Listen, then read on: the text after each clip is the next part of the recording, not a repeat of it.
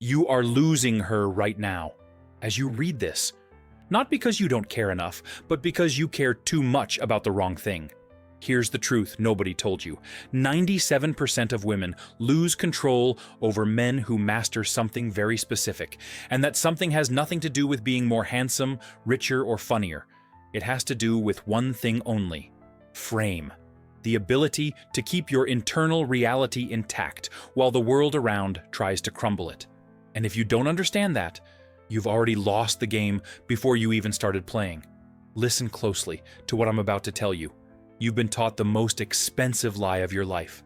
You were told that to win and keep a woman, you need to be understanding, flexible, always available. That giving in is generosity. That pleasing is love. That putting her first is chivalry. A lie. A pure and complete lie. And the worst part? You bought into this lie so deeply that you turned it into your main strategy. Now you're stuck in a vicious cycle where the more you give, the less you receive. The more you bend, the less she leans in. The more you prove your worth, the less she values you. The real mechanics work in reverse. Deep feminine attraction isn't won by submission or by constantly seeking validation. It's activated by your ability to maintain your own frame, set clear boundaries, and lead the dynamic with self-confidence and purpose. Period.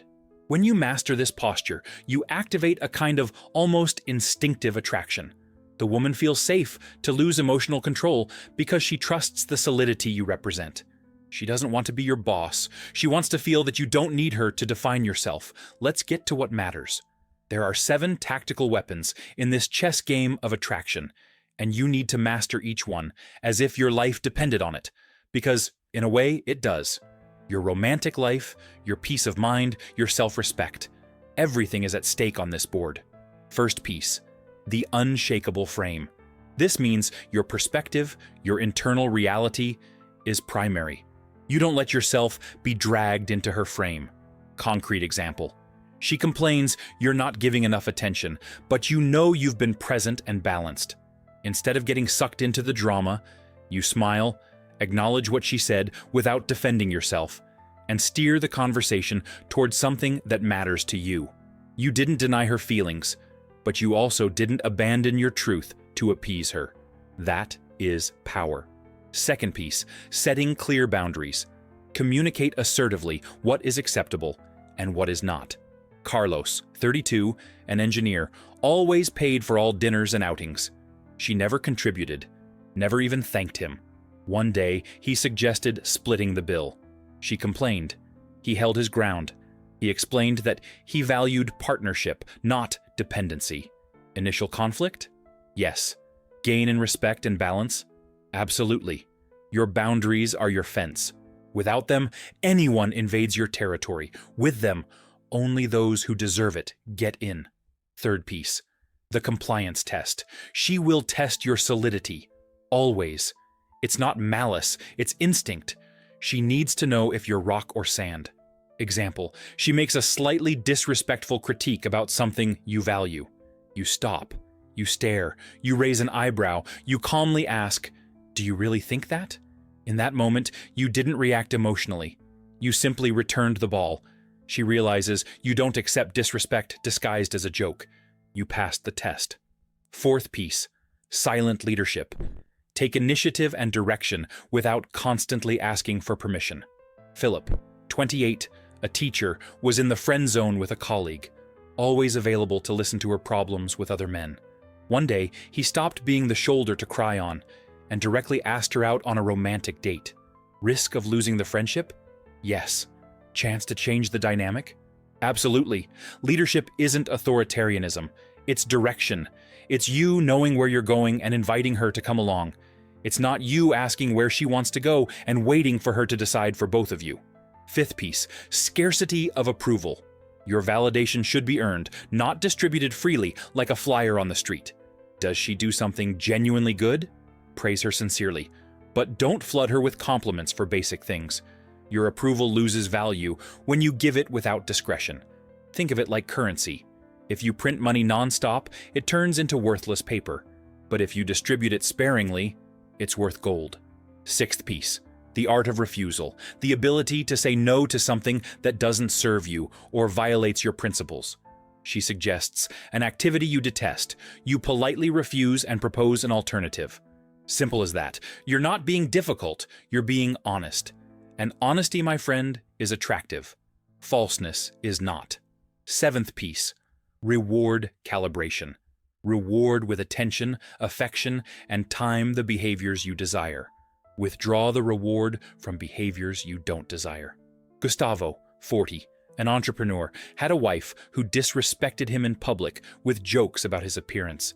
He always laughed awkwardly. One day, he confronted her in private. He said he wouldn't tolerate it anymore. Tension in the marriage? Yes. Possibility of restoring respect? Also, yes. You are teaching people how to treat you. Every time you accept disrespect, you're saying, do that again. Now let's talk about your mistakes, because you're making them right now. First mistake, giving in to compliance tests. When you give in, she loses respect. She sees you as weak, as someone who can be molded, manipulated. Second mistake, seeking excessive validation. This conveys insecurity, desperation, and desperation kills attraction faster than anything. Third mistake, avoiding conflict at all costs. You accumulate resentment until you explode or are completely trampled. Fourth mistake, going overboard with favors and gifts. You start to be seen as someone who buys affection, not as a desirable partner. Fifth mistake, reacting emotionally to provocations. You lose your frame, show a lack of control. Sixth mistake, being excessively available. This generates boredom and a lack of perceived value. There's no challenge, there's no scarcity, therefore there's no attraction. Do you see the pattern? Every mistake you make is a piece you give away to her on the board.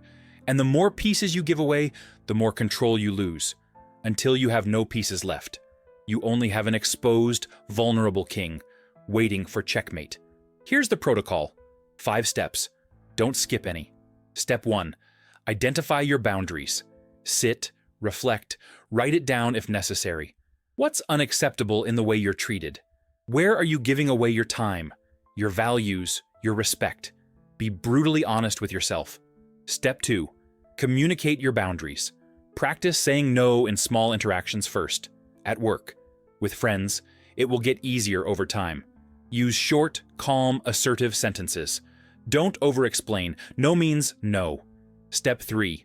Take the lead. Start taking initiative in decisions. Choose the restaurant. Propose the time. Define the weekend activity. Stop asking what she wants to do and start presenting options. Step 4. Calibrate your attention. When she acts in a way you value, reward her with more attention and affection. When she acts disrespectfully, withdraw, not with anger, but with firmness. You are teaching. Step 5. Maintain your frame. In every test situation, remember who you are and what you represent. Don't deviate, don't bend, be a rock. But you're thinking, what if this makes me lose her? Listen, if she leaves you because you started valuing yourself, then she was never yours. She owned a false version of you. A version that twisted itself to please. A version that didn't truly exist. Do you want to build a relationship on that lie? Do you want to spend the rest of your life pretending to be someone you're not, just to keep someone who doesn't respect you? And the answer you need to hear is no. 1,000 times no. You deserve someone who values you when you are authentic, when you maintain your boundaries, when you lead. And those women exist. They're waiting for men with a backbone, but they won't show up while you're busy being a doormat. Another thought running through your head. Isn't this manipulation? Isn't this playing games? Wrong. Manipulation is when you pretend to be something you're not to get something. What I'm teaching you is radical authenticity. It's you stopping pretending you don't have needs, that you don't have boundaries, that you don't have values. It's you starting to communicate who you really are. This isn't playing games. This is brutal honesty. You're also thinking, but I'm not like that. This goes against my nature. Listen closely. Assertiveness isn't a fixed personality trait. It's a skill. It can be developed, trained, perfected. You weren't born knowing how to read, but you learned.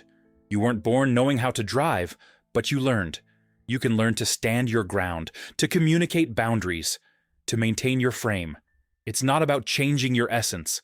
It's about developing muscles that are atrophied.